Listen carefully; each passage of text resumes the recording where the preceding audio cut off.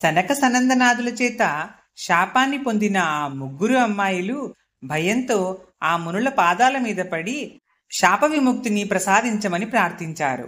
అప్పుడు సనత్కుమారుడు వారితో ఇలా చెప్పాడు: మేమిచ్చిన ఈ శాపం వలన మీకు ఎప్పుడూ మంచే జరుగుతుంది.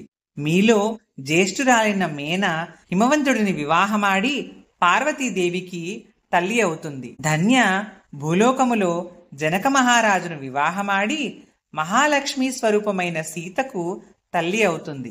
కళావతి ద్వాపరయుగాంతమందు వృషభానుడనే వైశ్యుడిని వివాహమాడి రాధాదేవికి తల్లి అవుతుంది. శాపానంతరము మేన భర్తతో కలిసి కైలాసాన్ని, ధన్య తన భర్తతో కలిసి వైకుంఠాన్ని, కళావతి తన భర్తతో కలిసి గోలోకాన్ని పొందుతారు అని చెప్పి సనక సనందనాదులు అంతర్ధానమయ్యారు. మరిన్ని వీడియోల కోసం